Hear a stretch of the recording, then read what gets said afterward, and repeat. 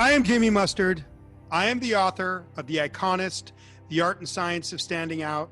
And today we're going to talk about delusion, how it's harder, scarcity of attention, and getting attention is harder than ever before in human history. And my solution, which I call blocks, which you can read about in my book.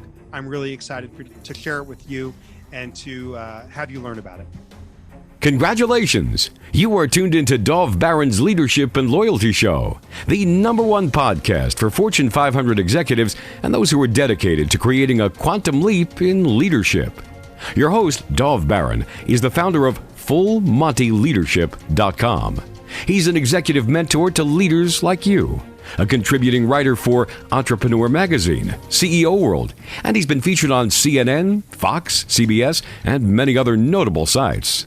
Dov Baron is an international business speaker who was named by Inc. magazine as one of the top 100 leadership speakers to hire. Now, over to Dov Baron. Welcome, dear friends, fans, and fellow aficionados of leadership excellence. Thank you for joining us on this episode of Leadership and Loyalty Tips for Executives, part of the Full Monty interview series. I'm your host, Dov Baron. I'm the founder of Full Monty Leadership, and I'm here to assist you tapping into the one thing in your life, in your business, that changes everything. Let me ask you, are you committed to up-leveling your leadership?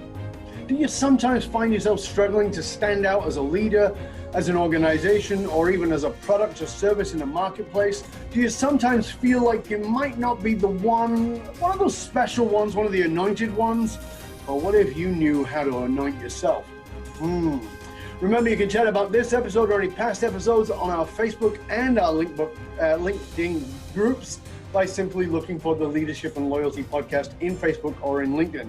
If you're a new listener, new viewer, thank you for joining us. Strap yourself in. We're about to go full Monty. And as always, you can find us on Apple Podcasts, on Spotify, iHeartRadio, or wherever you tune in to podcasts.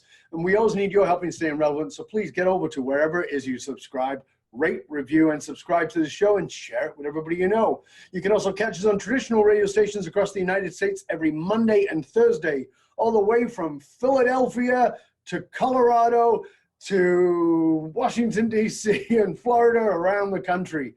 You can also catch us on Roku TV, where there's over 100,000 subscribers. And if you're a regular listener, regular viewer, big thank you to you for making us the #1 podcast globally for Fortune 500 listeners, with a potential reach of 2.5 to 4 million listeners for every single show. We're deeply grateful to Inc.com for making us the #1 podcast to make you a better leader. You can also catch us on Google Home and Alexa by simply saying, play Dov Baron Podcast.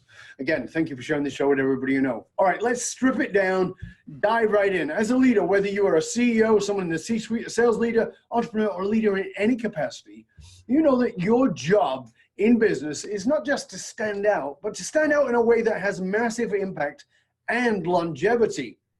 But how can you and I, in a world of ever-increasing visual and audio noise, how do we stand out? How can we have who we are and what we do become the very thing imprinted onto the minds of those we wish to influence and impact? Well, let's find out together. My guest on this episode is Jamie Mustard. Jamie Mustard is an expert on perception in the physical world. He's a strategic multimedia consultant, art, design, and product futurist, translator of technology, creative artist, and an iconist. His passion is to teach the science and art of obviousness, helping professionals, change agents, artists, business confidently get their message, their brands, and ideas to stand out to a desired audience. He's a graduate of the London School of Economics, and Jamie's work is exceptional. I mean, it is really exceptional. It's in the economics of attention, based on these primal laws of human perception called blocks. He's spoken and inspired work across the board. He's been at Cisco, Intel, you name it. I can go into all kinds of places. There's a great TEDx talk by him. His purpose is to give power of getting attention and all that it does into your hands, to put it with you. He is the author of a brand new and highly influential book that I have been consuming, and it's called Iconist, The Art and Science of Standing Out. Ladies and gentlemen, please put your hands together and welcome a fellow freak, Mr. Jamie Mustard. That was good. That was good. I started looking behind me. That was good. And you said my last name was with no sense of irony. No clue jokes, nothing. I really appreciate it. Nothing at all. Yeah. Hey, mate, I am so glad to have you here on the show. It depends on when our listeners, our viewers are watching or listening to this, because we know that what goes on the web stays on the web. So you might be watching this after you've heard Jamie on my other show, Curiosity Bites, where we got into some deep and metaphysical and certainly into the obscure. And at some points, I think I was being interviewed. If you haven't heard that interview, I highly recommend it. And if you're listening to this and you go, well, there is no such show, it's because you got it before the show is released. However, this is, I'm very much looking forward to this, because what you are saying and what you've done with this book is, for me, is transformative. I mean, I really think it's a really powerful insight to people. But where I want to start is this, because when we think about an icon, and I, particularly in the context of icons of influence, I think that, I've said this on all the shows, I think that we are all influenced, we're all impacted by somebody, and oftentimes we do look to the icons, meaning the Martin Luther Kings, the Gandhis, the whoever it was. But my experience is that the leaders I've met have been impacted and influenced by somebody, oftentimes whose name we wouldn't know. It's somebody we wouldn't know or wouldn't suspect, who's had a major influence on your life. Who might that unknown or less known person be? Well, I think he's known in certain circles. And it's an interesting question. Nobody's ever asked me that before. I'm always nervous about those types of questions, because I don't ever want, I like people to step into their own power. I grew up with a lot of adversity, and one of the things that I had a really hard time learning was to step into my own power. So when people talk a lot about their mentors and stuff, I like that. I like giving credit, but I also think sometimes they use it as a way to not own their own power, right? Sure. That being said, there is a person that's had a huge impact on me. And I like to use the word, rather than mentor, I like the word that he uses to describe the person that helped make him an incredibly successful person. And this was he was a kid that was abandoned by his parents, and he became an incredibly successful guy. He rose up to, when he was 6, he was abandoned in South Philly, a black guy, as a result of addiction. And he rose up to be the head athletic trainer for the Philadelphia 76ers. His words have appeared on over 17 million Starbucks coffee cups. He was able to invent his own job at Nike called the Catalyst, with a K, based off of his name. And he now is one of the most successful public speakers in the world. And that guy has had a huge influence on me for numerous reasons. But years before, and I'm going to get to naming him and how I look at him, years before I met him, I was at Starbucks before I moved back to Oregon, in Los Angeles, in a hip enclave of Los Angeles, California, drinking my latte. As you do. My half cap, double cap. Yeah, and there was exactly. And there was a quote on this Starbucks coffee cup from somebody I had never heard of, talking about the person that had changed his life. And he called the person, Miss Lane, this was his best friend's mom, his CEO, his chief encouragement officer. So that's how I would describe Kevin Carroll. Yeah. You know, when I met him, I interviewed him for a magazine 8 or 9 years ago, and I was in a shifting period in my life where I kind of wanted to write this book, and I wanted to I wanted to start speaking to kids, and I have a very unique message that's incredibly baked. And I went and I interviewed him for a magazine, and that turned into a friendship. And it's been a really profound friendship for me, not just because he's a guy that has traveled the ground that I'm traveling. And so he's traveled ahead of me. And whenever I call him, he I save years that I lost in my struggle. I get back in him able to answer very quick questions about public speaking, writing, speaking to kids. I mean, there's so many things that he and I talk about, but mostly it's having someone at his level of success that walks the walk.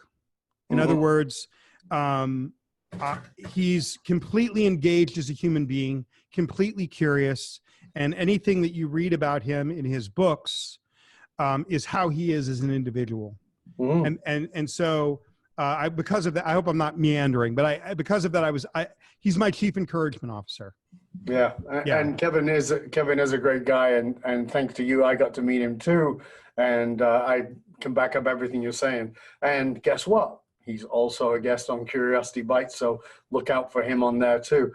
I just think that oftentimes people don't realize who has impacted them until they're asked that question, and so I appreciate you sharing that with us.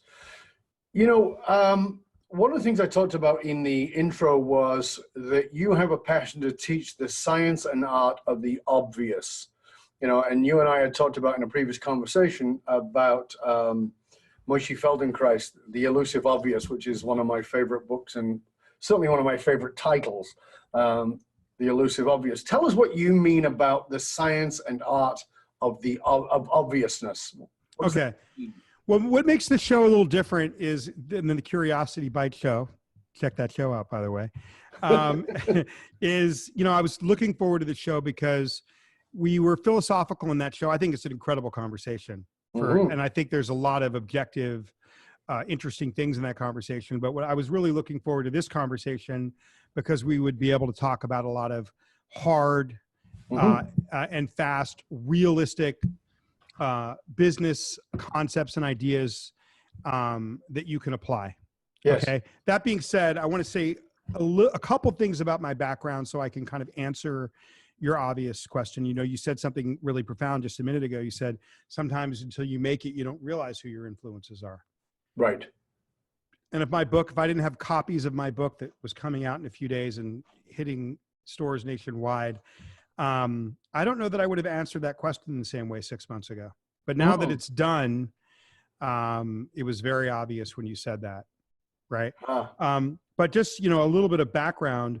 I grew up really poor. I didn't have a lot of contact with my parents between the ages of birth to 7. I was in and out of institutional environments is the best way I describe it.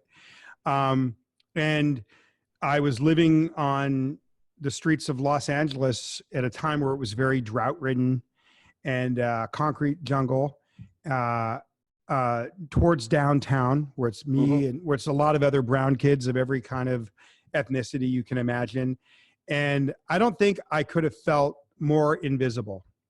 And so I think it's ironic that all these years later, and again, I don't think until I was in the middle of finalizing my book that I really started to see the connection. I don't think I ever connected until recently that I went from this like extreme state of being a little brown boy on the streets of LA that couldn't have been more invisible, fading into the brick, to somebody that gets on stage in front of hundreds of people and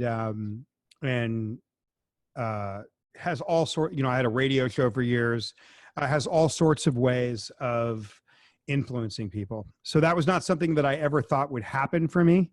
But what I did, but somehow in that journey of obscurity to going, rising above my circumstances, going to school overseas, I came across some what I like to call primal laws of why we pay attention to things.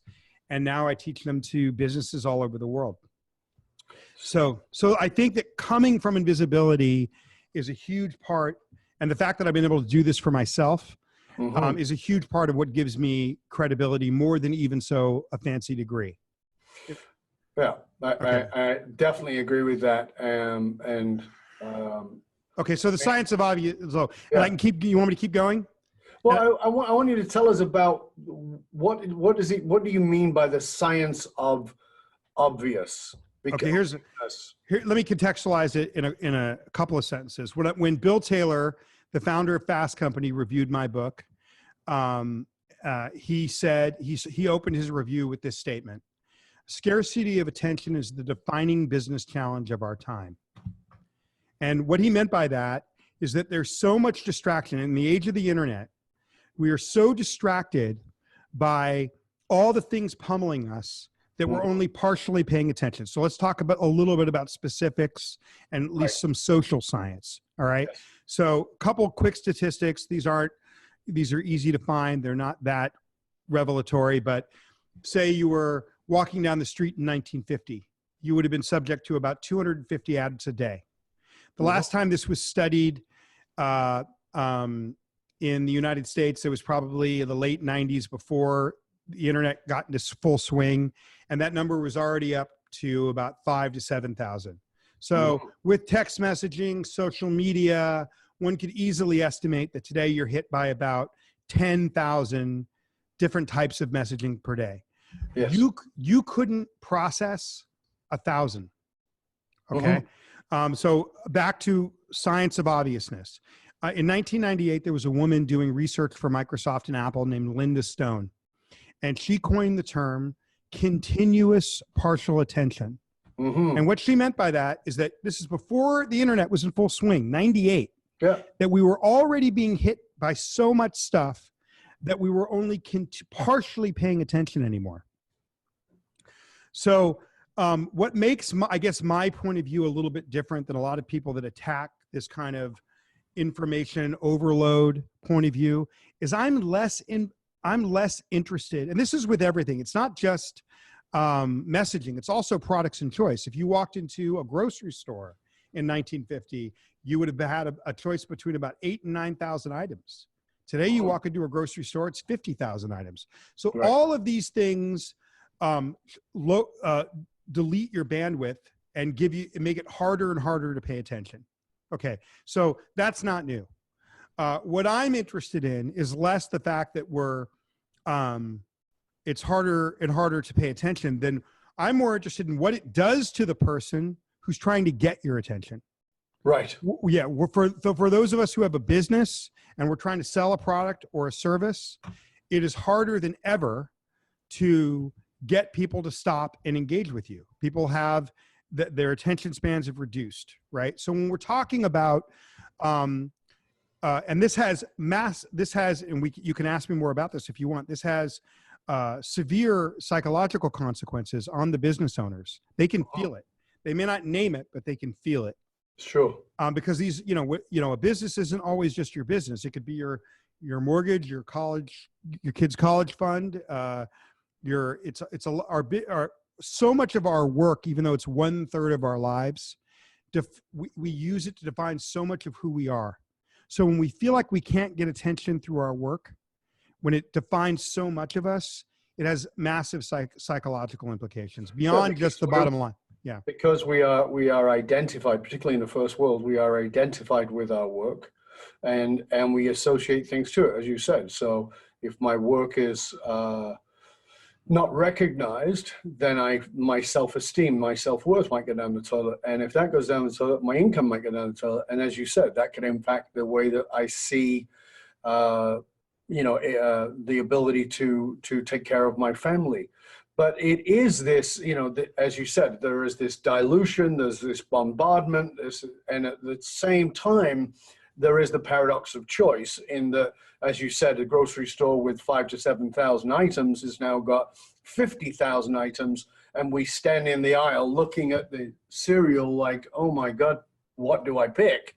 Yeah. Because there's too much choice. And when there's too much choice, I mean, copywriters will tell you this, when there's too much choice, there's no choice. People will walk away. And it's difficult for us on the other side of that to say, what do I want to offer? Because, and I know that this is a really big point for you when you talk about the point of the arrow and the shaft of the arrow. So let's just walk into a little bit more of the actualized, applicable side of that. Okay, the solution. Okay.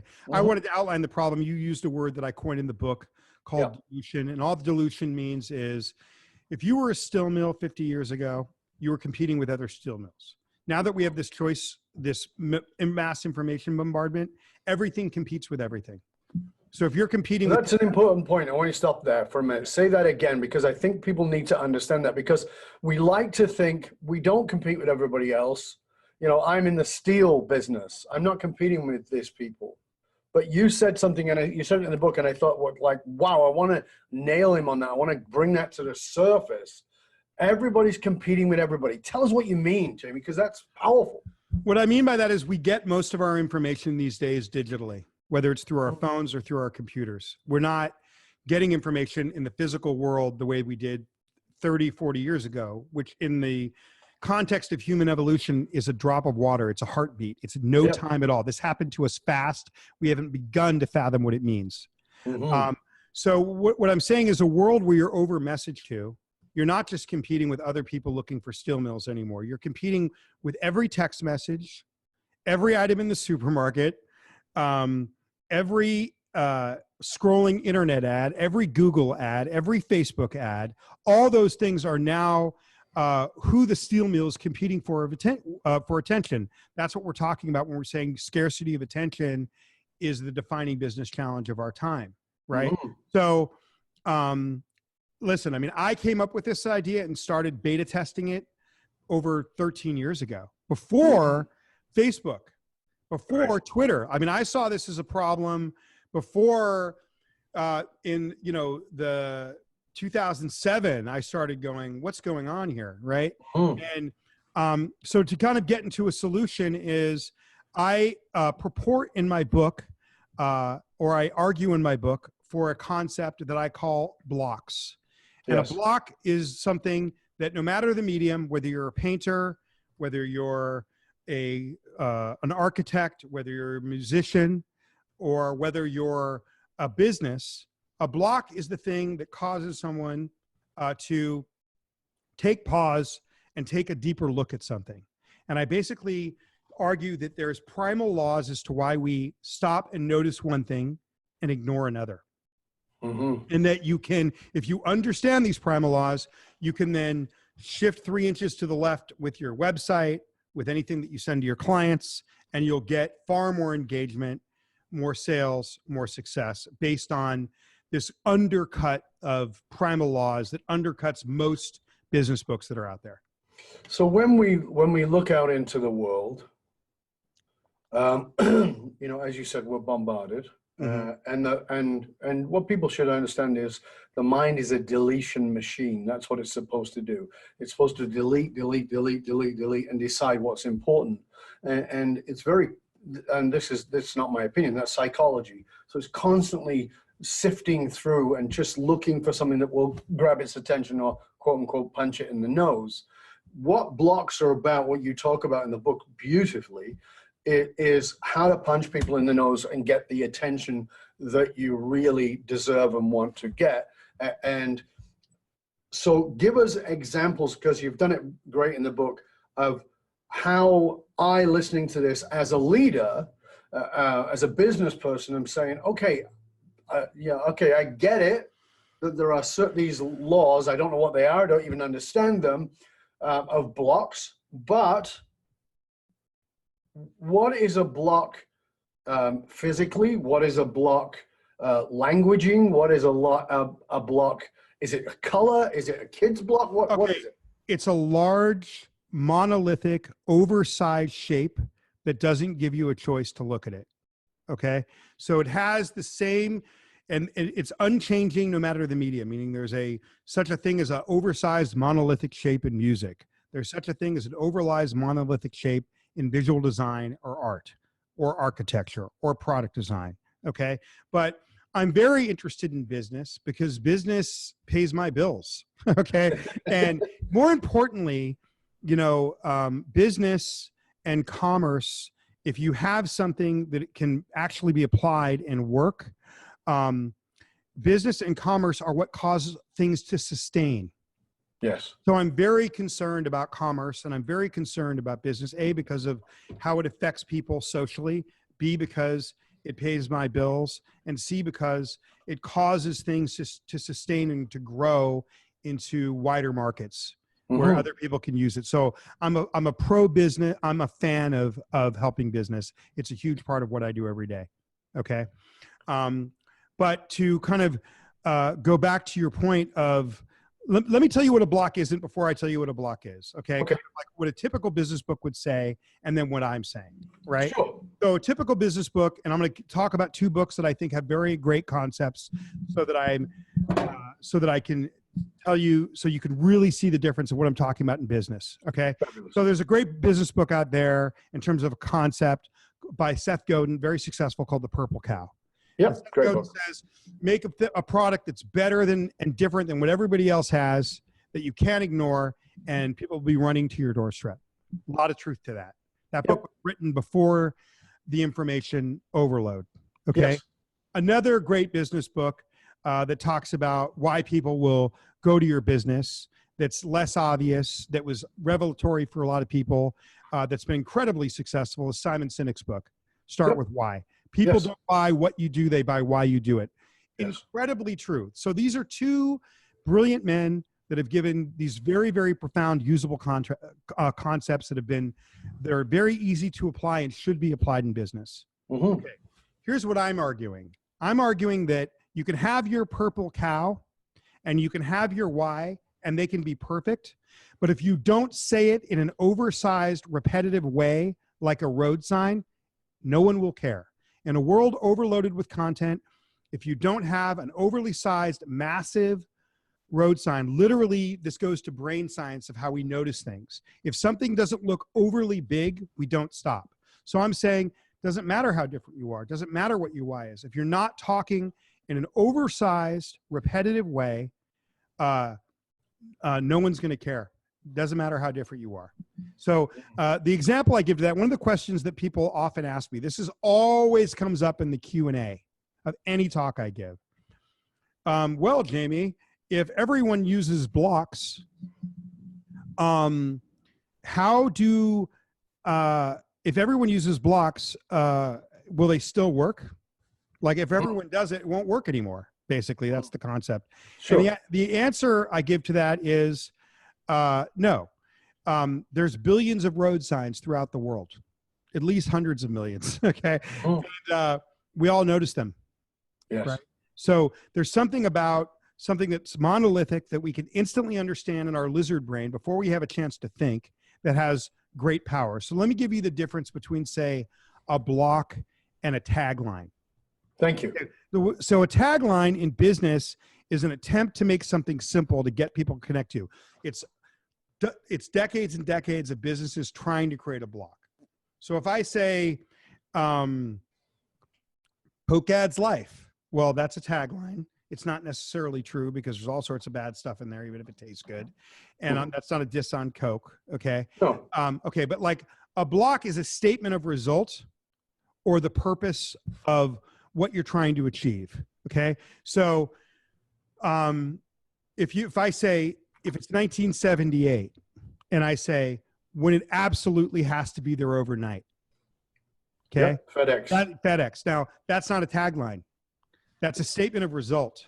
So when you're dealing with valuable documents and you have no way to transfer them, and you read that statement, it doesn't have the power that it does today with digital communication and internet. No. In 1978, that was a punch in the face. Yeah, absolutely. All had valuable documents. So first of all, finding that intersect point between the best of your offering, the best of you, and what your audience emotionally cares about, there's an intersect point. That's where you find your block in business. And maybe at some point you should ask me to say, what is it in music and what is it in architecture and what is it, so people can see the relationship. But once you have that, what is that intersect point between the best of what you do and what your audience cares about? Then you have, that's when it absolutely has to be there overnight. That would be a crude example. Okay. Then if you had it, say, on a brochure, you could put it at the top of your shore, a 1/2 inch wide. I say that the mind has to have, we're hardwired to only respond to road signs. So that statement has to be the entire front page of your brochure. That's the head of the arrow. Then they can flip the page and they can start getting the specificity of what you do. Okay. I had one critique of my work come about where the person said, well, doing things based off of your emotional concerns is not new. Okay. That's not new. Okay. There aren't a lot of people out there saying, hey, there's an intersect point. Emotional concern of your clients, best of you, wherever that intersects, that's authentic. That's what you need to blow up. I'm giving you a formula. But again, that's an aside. That's not the point. Yes. I mentioned that in my book as an aside. It is unimportant. Like there's lots of people that talk about different ways to figure that out, right? I won't say it's unimportant. It's important because it's not said enough. Mm-hmm. Okay. But what I'm saying, once again, once you have that statement, if you don't say it in a way that's like a road sign, that's far, far oversized, and you can have 20 road signs in front of you, all with these impact statements, right? And that's what a block does is imagine you're driving down a highway and there's 20 exit signs. You see them all.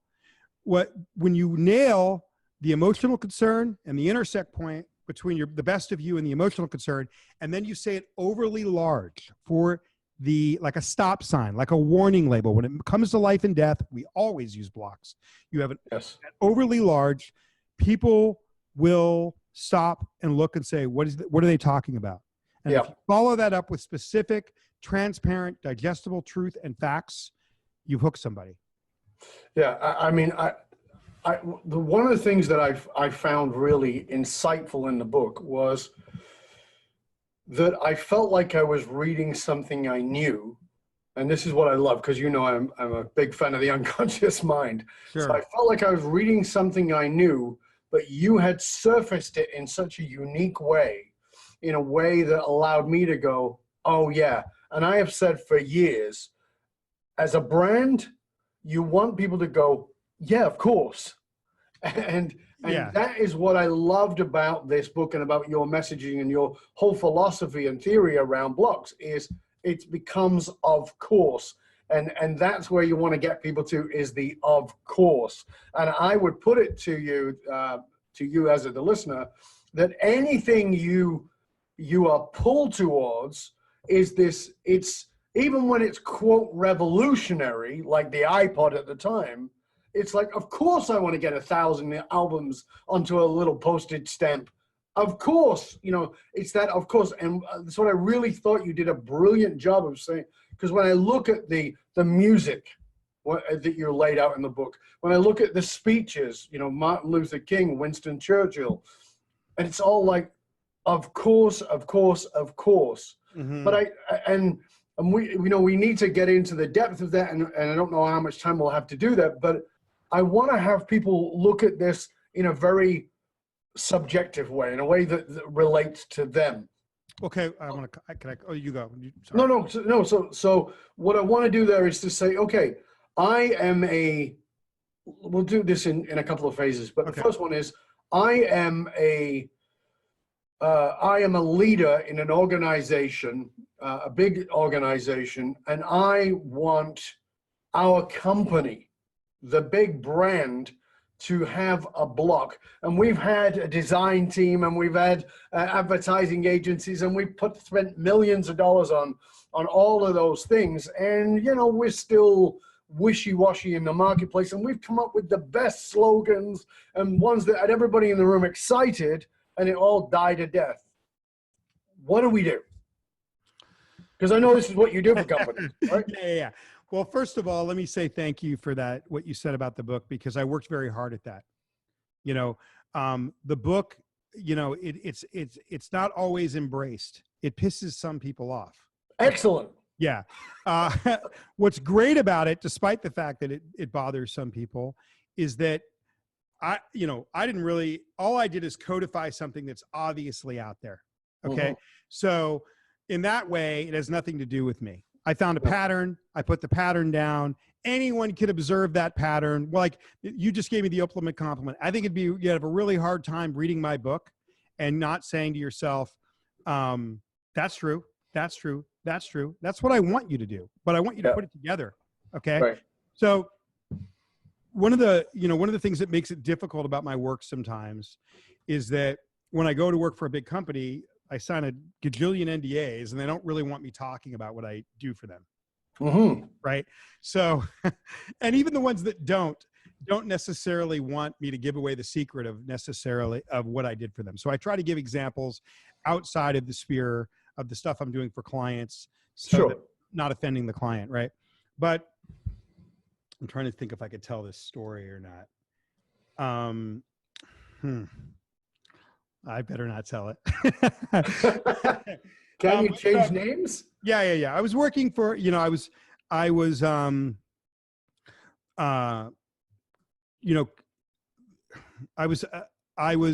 for a company years ago that had was very big and very successful, but had kind of a boring reputation, and it was costing them. They were losing. It was a technology company. They were losing talent to Google, Facebook, other companies that were newer. So it was costing them in a lot of ways. Sexier companies. Yeah. And the idea in that company was that, well, we've been around forever. We do this product, and it can't be sexy, right? And so I met with one of the chief executives, and I met with the head of the advertising firm that was going to be working for them, and I laid out my theory of blocks. What is emotional that encompasses this massive product line, and they came up with this concept, or like, I'm not going to say exactly what it is because I don't want to give improve or die, and they said it massive, and it did encapsulate the product line. And that's not the line what it was, but it did encapsulate the product line. And when you read those words, huge and big, the campaign never made it out because of circumstances. But if you had read those words, huge and big, all right, you would have a hard time not wanting to look behind the curtain. So, but a huge part of what we're talking about here is the oversized nature of something. Even if it's kind of like, one of the things I say in the book is, everything that George Orwell said in 1984 about the reason why we kind of glom onto things is true. It's just not necessarily inherently nefarious. It's just why we pay attention to things. So why it's important to give the example of 1984 is that that's all just a bunch of bullshit that they're conveying to these people. But because it's said overly large and repetitively, it sticks. So when you add emotion and you add benefit, then you get something that's kind of hard to not look behind the curtain. Yeah, and again, in these large size monolithic, as you said, applies to not just words, but it's the tunes in our head in music. It's the nursery rhymes that we can't forget. It's all the ways in which we learn, right? Yeah, I mean, every company has a way that they can go about saying something big and bold and repetitively in a way that's more like a road sign and less like an advertisement or a website. I take the word blocks from what happens when you put a toy block in front of a baby. It's massive to a baby, okay? And there's an intricacy inside. Anything that seems oversized that also at the same time seems like it has some complexity to it magnetizes our attention. That's the anatomy of a road sign or a warning label. Big, bold. Yeah, I want to go to that because that in the book was something for me that I was like, that's a piece that really has to be expanded on as the reader thinks about it themselves, which is it has to be big and bold and grab your attention, but it has to imply complexity that's not right there on the surface. And then we talked about the spearhead and the shaft of the arrow. Talk to us about that understanding, because for me that was like, I don't know if people really like. I wanted people. Okay, yeah. So one of the things that people will ask me when I'm doing this work is like, well, our products are really complicated. We're a technology company, we're an industrial company, and what's interesting about that is I've got 15 years of experience in industrial PR, translating technological and manufactured products. That is where I cut my teeth, is in talking to people that had complex things that they wanted to communicate solutions to the world with. And I almost was doing that work when I discovered or observed this concept and started to investigate or figure out if it was a pattern, right? So one of the things, and there's research in the book that explains this and backs this up, is that you have this big road sign, like you have to present your company like a warning label. Yes. That over the top. so that people, they see it and they understand it before they have a chance to know if they want to see it and understand it. And then if the content implies something that they care about, they'll look further. Okay. So like really understanding this concept of like, you don't just say it big, you say it like a warning label. Okay. Then people will look deeper. But like, well, one of the things is, well, we have to convey complicated information. So there's a lot of research in the book that talks about large, bold imagery or pictures, and how it relates to complicated information. So the way the arrow in the shaft is, the arrowhead is what gets people to stop and pay attention. And if you try to make an arrowhead fly without a shaft, it'll just fall down. If you try to make a shaft fly without an arrowhead, you need complexity and you need a monolithic concept for something to fly. The monolithic concept of why people want to pay attention, your warning label, that's the arrowhead. The complex information that you want to convey to the world, that's your shaft. And when you repeat a monolithic simplicity, a complex information, monolithic simplicity, complex information, monolithic simplicity, complex information, that is the anatomy of what causes something to become iconic in the collective and iconic in our minds. You know, a real good example of that is, you know, I give an example, like you said, of Martin Luther King's speech in the book. That speech is approximately just over 1,600 words. He says the words, "Let freedom ring," or "I have a dream," approximately every 85 words. Without that repetition, but there's a very complex concept going on in that speech. But the reason we remember that complex concept is because of the repetitive word, "I have a dream," or "let freedom ring," related to the complex concept. It heightens the complex concept. And you could say that in relation to, and so the same thing works in relation to a business. Yes. You know, 1 to 3 singular complex concepts with repetitive complex information. You know, it works at every level. It works in a 45-minute speech, and it works on a 5-year advertising campaign. It's how we like to take information in as people. We like, and there's studies that show this in the book, and research that proves, you know, that shows this in the book, but we like all complicated information to be connected to this big, bold, bulky thing that can anchor us. That's what a warning label does. That's what a road sign does, right? So one example from the book is I give the example of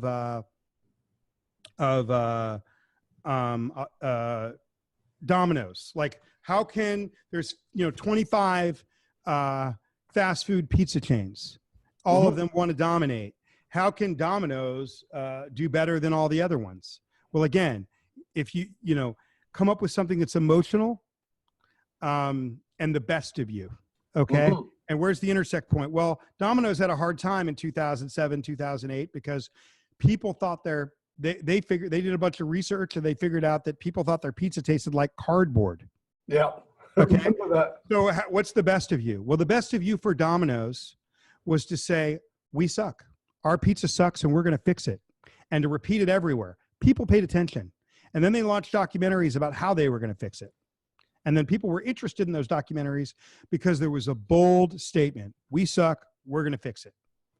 No one ever. That piece there, I think that is something that I've been speaking about for years, and you nailed it in the book, and you just nailed it there, and I want people to grasp that.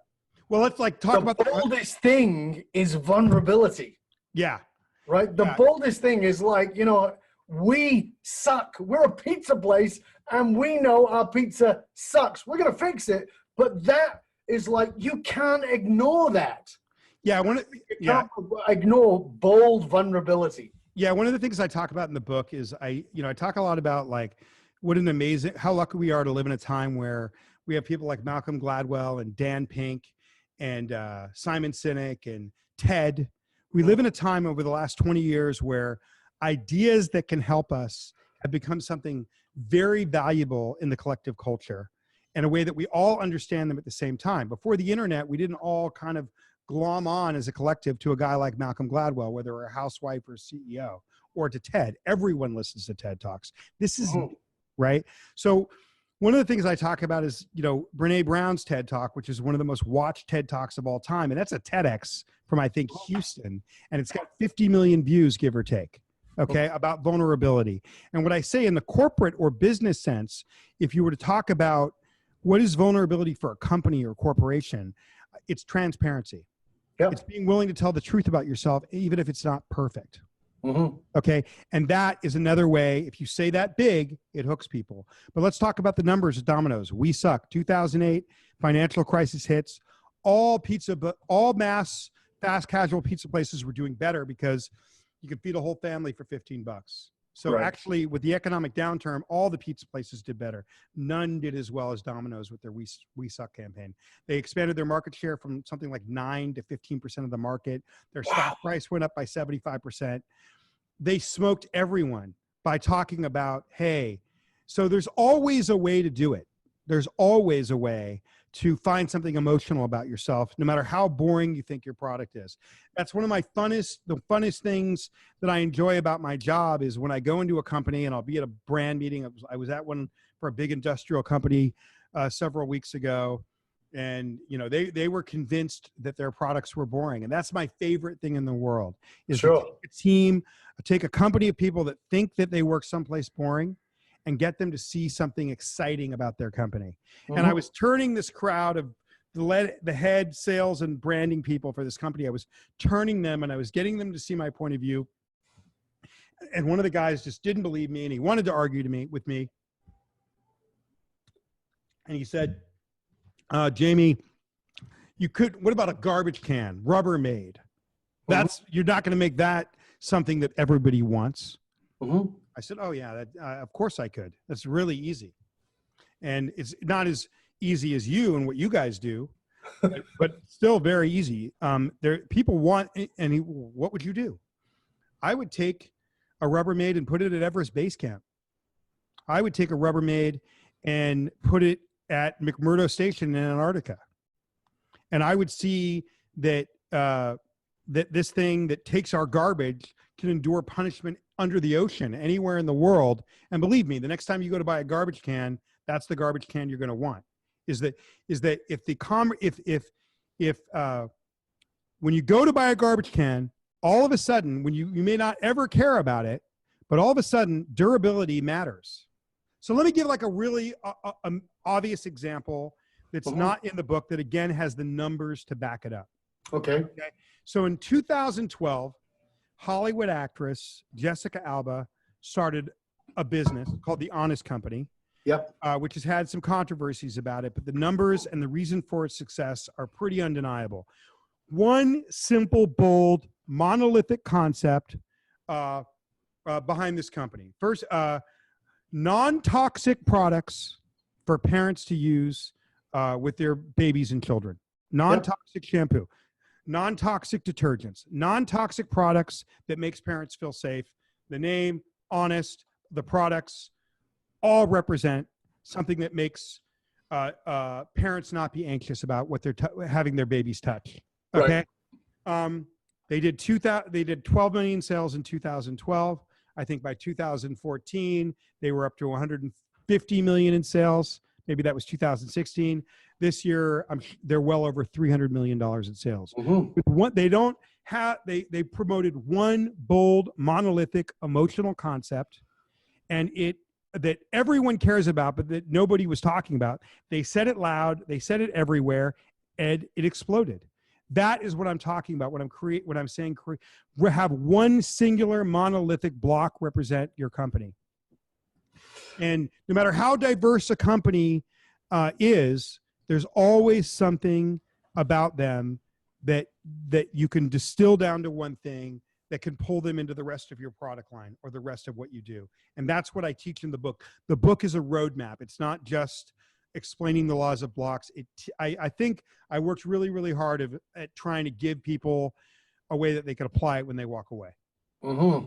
Yeah, and as I said, I've loved it. But there's something that you've mentioned several times in here that I want people to really grasp. That I think, because I know you work with a lot of creatives and a lot of artists, and people like me. Even though I'm not a traditional artist, I am a high creative. And high creatives often look like entrepreneurs, and high creatives hate repetition. We want to go off in a new direction and do a new painting and do a new thing. And one of the things that you've really made me see, and it's not that, again, it's not that I didn't know it, but I needed to have it in the way that you've delivered it, is the power and importance of not just the big and the bold, but the repetition of the big and the bold, and choosing the right big, bold, and the right repetition. Because as you said with Martin Luther King's speech, "Let freedom reign," "I have a dream," are the two. I mean, there's a lot of words in there, 1,600 words, I think you said. That's a short speech. Yeah, of course it is. Yeah, but there's a lot of words to choose from. Oh yeah. Those two phrases that are like bam, bam, bam, and are repeated, as you said, every 85 words. So help us to really grasp this piece around the need for repetition, because I can get it, but the resistance is to that creative part of my being. Well, the great thing that the Honest Company had is they were a new company. So they just made themselves a monolithic block and stuck to it. And there was a market there, right? So most of the companies that come to me, and because that's the largest thing of what I do, I do work with a lot of creatives, musicians and painters and architects, but it's not how I spend the bulk of my day. I spend the bulk of my day working with businesses. I'm gonna answer that question in two parts. I'm gonna explain what blocks are across a range of things so that people can start to see how the concept translates and doesn't change from medium to medium. And then I'm going to give an artistic example of exactly what you just said. Okay, so but before I do that, I'm going to say this. I look at you as an artist. I look at anybody that gets on stage in front of people or writes books, even if they're nonfiction, as an artist. You know, what we do sometimes is even hard, requires a tremendous amount of creativity, because we tell the truth and we have to say it in ways that are incredibly engaging. Right? And so that takes art. To find ways to, you're a showman, to get people to be interested in listening to a business podcast, you have to have artistry and showmanship, or they just won't do it. I always like to say, you know, if Mark Twain were alive today, he'd be Malcolm Gladwell. And what I mean by that is, he's a guy telling us the truth about our culture and our society, maybe a little bit ahead of the time we're ready to hear it. Okay. And I know he can be controversial for some people, but you know, I'm a fan of at least starting the discussions. Okay? Yes. You know, so look, blocks across industries. And so in business, the Honest Company would be a really good example. One bold monolithic concept that's emotional. Nobody wants to put toxic things on the skin or the hair of their baby. Right. Okay. I can't believe no one did it before them. So that is a bold monolithic concept that they repeated everywhere, because that's all they do. And the money going from 12 million to 300 million in 5 years speaks for itself. Of course. Okay. I don't think if they had 40 product lines and it wasn't emotional, that never happens. Okay. So so bold monolithic concept. In music, a bold monolithic concept would be a repetitive melody. You know, so da da da da da da da, like from Ode to Joy to Mama Say Mama Sa Mumakusa by Michael Jackson. Any repetitive, bold thing over a more complex arrangement causes us to listen to the complex arrangement. It was true for Mozart and Beethoven, and it's true several centuries later for Michael Jackson, Radiohead, Rage Against the Machine, Madonna, or any pop group. We pay attention to the simple nursery rhyme type melody, and that pulls us into the intricacy. All right. So that's what a block is in music.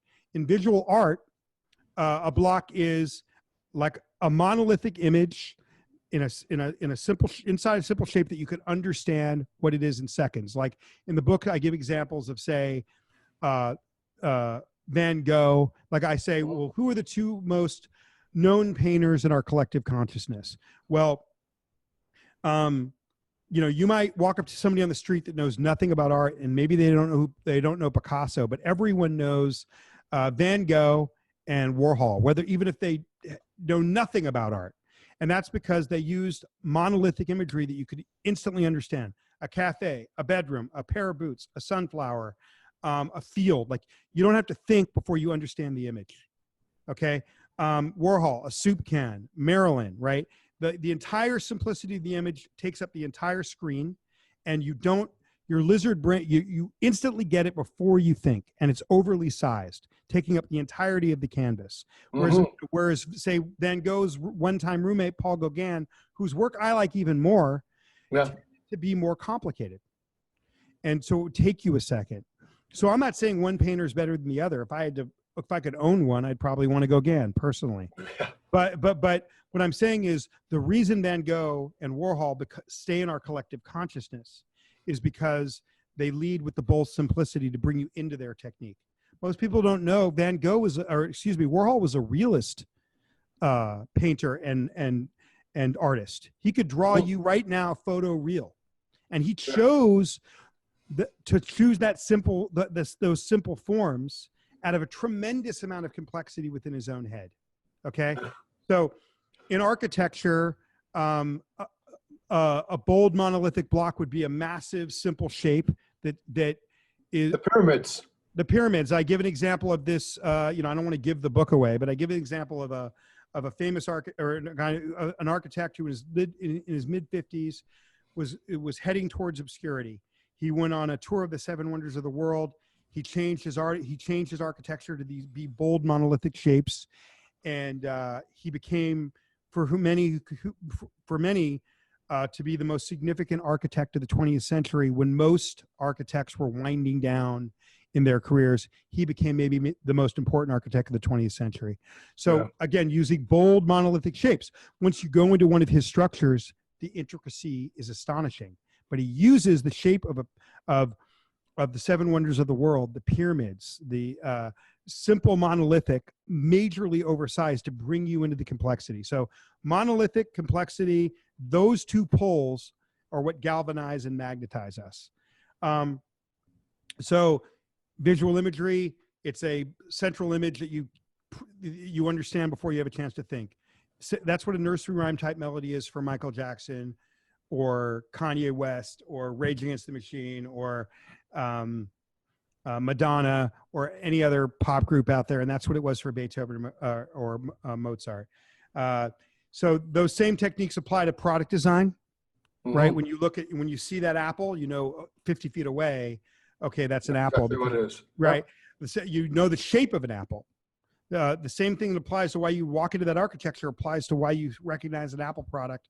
I hate to use Apple as an example, but because they're the ultimate outlier. So I just broke my code. So forget I said anything about Apple because I don't like to use them as an example. But anything where you can instantly understand it is from 50 feet away before you have a chance to think has some characteristic to it. The golden arches of McDonald's. We all know what that is. Yeah, and think about the golden arches of McDonald's. And you see the golden arches. Yeah. It doesn't matter that I would never eat a McDonald's, but I know instantly what it is. Yeah, and but it's even more true, and that really, that relates to the complexity of what I'm talking about, like how it recalls a complex image. I haven't eaten at McDonald's in 20 years, but if I'm driving down the 5 freeway and I see those golden arches, I will scroll through the menu in my head. In other words, it brings back a tremendous amount of complex information. I know the Big Mac, the Filet-O-Fish, the fries, the chicken McNuggets, like it all scrolls through my head because I connect that complexity to the monolith. Right. So in music, it's a nursery rhyme type melody repeated over a more complex arrangement. In a speech it's a set of a simple set of emotional words repeated over and over through a more complex speech. In a product design, it's a simple shape that you can understand at 100 feet away. In architecture, it's a simple shape that you can understand when you at 100 feet away. Whether if you always recognize when you see Frank Gehry, it's a big simple shape with his weird lines. You instantly recognize it before you have a chance to think.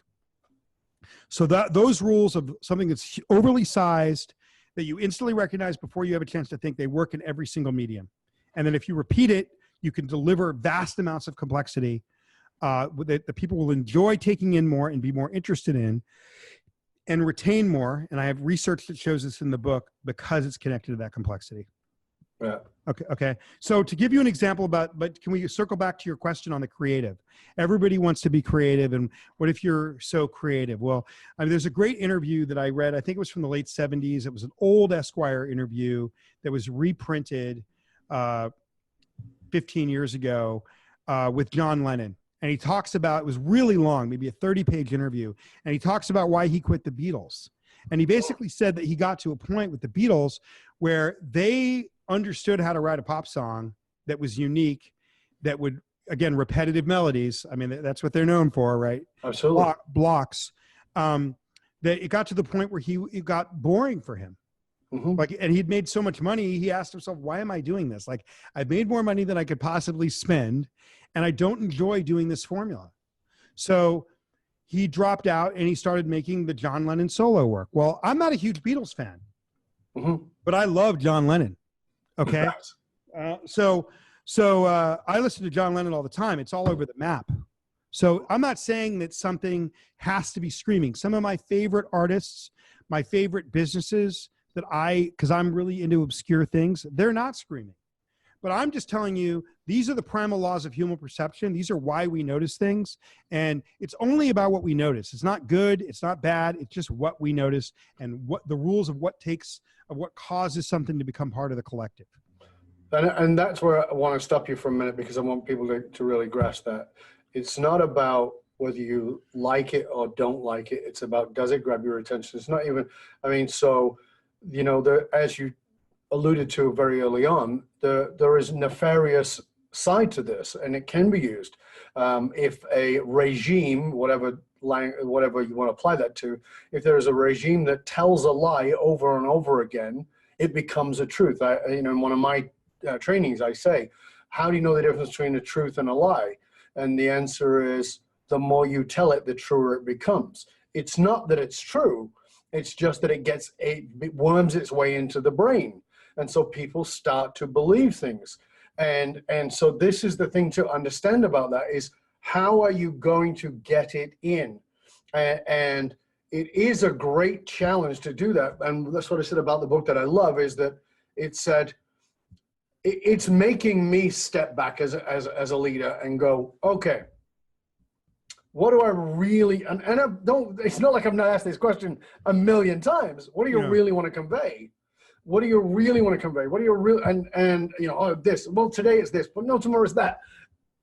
But it's making me stop and do that, because as you said, I need to find the block as a leader, as an influencer, as whatever it is you are listening, watching this show, is to understand that you've got to decide that. And this is what I loved, Jamie, when you gave the analogy of the arrow and the shaft, is the arrowhead is important because it's what sticks into the target, but it doesn't fly without the shaft. And the shaft has all this wonderful, beautiful information, but it can't hit the target without the arrowhead. And that is, for me, is like, that's the mind-blowing simplicity that needs to happen. And for me to go, okay, like, shut up, because there's 50 arrowheads that can't come on one shaft. It's just not possible. And that's what I really love. We are coming towards the very end of the show, and we both know that you and I can talk for a couple of weeks and not take a breath. Do I get to show my book, which comes out in 2 weeks? Please do. I'm really proud of it. Thank you. So we're going to make sure that the link is to that on the in the show notes, and I want to get into all that in a minute. Where can people go to find out more about you, about the book, about the work that you're doing, about all the wonderful resources you have? Well, my website's up. I'm redoing it in the next couple of weeks as the book comes out, but that's theiconist.org. Theiconist.org. We will make sure that that's posted in the show notes. Yeah, and then if you Google me, there's tons of my stuff and resources that I've done. Jamie Mustard. It's kind of hard to forget. Yeah, but I do want to comment before we go on two things that you said. I want to give the final answer on the creatives, and I want to say something about you and your block, Dove Baron. So the answer, this is the thing that I say to creatives. I meet musicians with vast amounts of ability to do vast amounts of styles at the highest level. I'm so lucky that I've managed to meet creative friends in fashion design, music, filmmaking that are at the highest level. And I learn from them. So I hear that all the time when I'm working with musical artists or painters, like, but I can paint 500 things. You don't want me to paint. You're trying to change my creativity. And I say, no, paint 500 things, but choose one unique, instantly monolithic, identifiable style to what you present to the world. If virility, viralness, or if that's a word, and the collective consciousness is what you want. And if you don't, if that's what you want, not everybody wants that. It's okay to be an obscure, an influential artist like John Cage or Arthur Russell, like these really interesting, but curate something monolithic and simple and repetitive, but create in the background all you want. But that's only if the collective consciousness is what you want. Success is defined different ways. For me, it's not often defined as the collective consciousness. It's often defined as what I think is amazing, which is sometimes very obscure. So I just want people to be able to know who they are. If you're going to choose to be obscure and make something amazing, know why you're obscure, or make the conscious decision to be collectively successful and massive based on what the rules are. I want to demystify and take the mystery out for people, because people are suffering because they don't understand how to stand out where there's too much stuff.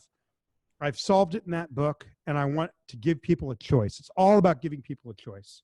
So if you're creative, you can do all you want. You just have to curate the monolithic thing that you want to bring, or be the obscure creative and love yourself being the obscure creative. There's no wrong or right. Just be aware of what you're doing and make a choice. And then for you as a business person, and in terms of you and your block, you're a really good example of what I meet every day, an incredibly vast person that has so many different things they could say. And I would argue that when you interface with a client, there's some reason why they're constantly coming to you, and they say it right up front. And I guarantee, and whatever that is, it's some aspect of what you're delivering. That's your intersect point. That is that thing that they're saying to you over and over in the first meeting. It's so strange about when I do this for companies is the thing that I move up as their road sign is it's always already there. If I do my job right, nobody can tell I was there. It's just buried on page 6, and I make it their entire splash page. I turn their splash page into a road sign. And that's a great way of putting it. Whenever I write copy for myself, for anything I'm doing, I write it, I'll come back to it, I'll review it, I'll do all those things. And what I always know, without doubt, is that the first paragraph is somewhere between 2 and 8 paragraphs down. It's always there. And the answer is because I'm trying to be smart. I'm trying to be intellectual in that first paragraph. What I need to do is do an emotional block right up front. It's a very strong need in all of us to convey, hey, there's a lot to me. I'm not one thing. We all have that. We especially engineers. I work mostly for technology companies and industrial companies. They're innovators. They have 25 things that their product does. They want to tell you about all 25. They've been developing that 25 for 2 years, right? And I say, pick one. Well, how do I pick one? What does your customer actually care about out of that 25? How can you say that in an emotional way? I guarantee you and I could spend 5 minutes on the phone, and I could ask you, when someone sits down with you, Dove, why are they sitting down with you? What do you see most consistently? When I go into a company and I work with the salespeople, there's always an 80-20 rule. 20% of the salespeople do 80% of the sales. I interview all the top salespeople individually, and I say, why are people buying for you? It's quickly a pattern, and it's quickly a pattern that they're not sharing with the rest of the company because they want the commissions, right? And that's typically where I end up finding the block that ends up as the splash page of a website that looks like a road sign. So what I want people to understand is, like, I'm all about drilling down and getting in there, like, and doing the dirty work and actually showing you the thing that's going to generate the demand. And I think that I worked really hard so that my book can help you to do that with or without my help. No, as I said, I think it's, I highly recommend it, and I couldn't recommend it more. So again, theiconist.org, that's correct? Yep. And then The Iconist, The Art and Science of Standing Out. Shameless plug. Thank you. No, it's a great book. As I said, I've been consuming it, and I've actually got about 5 pages of, like, typewritten notes on it. It's really great stuff, and I highly recommend it. I want to thank you for joining us, Jamie. Thank you so much. It's been an honor and a pleasure. I love our conversations. I hope you'll stay with us to the end. This was delicious.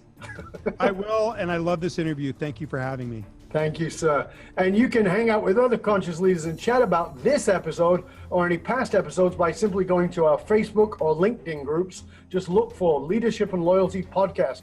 There you'll be able to chat about that. You can find out more about hiring me, Dov Barron, as your speaker or strategist for your organization by simply going to fullmontyleadership.com/consulting or fullmontyleadership.com/speaking. And please be aware that the research consistently shows that the fastest growing companies face exactly the same challenges as you in that they're trying to train, attract, and develop their top talent. If you're frustrated with investing in your top talent, only to have them leave before you get your ROI, then come talk to us at fullmontyleadership.com, where we provide the essential leadership skills to rekindle and amplify the hidden loyalty assets inside of your organization by tapping into purpose. fullmontyleadership.com, because you can't outsource authenticity. I want to thank you for sharing the show with everybody you know. Until next time, stay curious, my friend. Stay curious about your blocks. Not the blocks that stop you, but the blocks of who you are, the blocks of your message, and how you need to turn that into the arrowhead. I encourage you to go out and get this book, The Iconist. It is superb. Look up Jamie Mustard, find out more, and if you have the opportunity, of course, I highly recommend that you work with him. I'm Dov Barron. I'm here to assist you tapping into your deep greatness to reach that next level of clarity, focus, purpose, and profit in your business, your life, and your leadership impact. And I am out.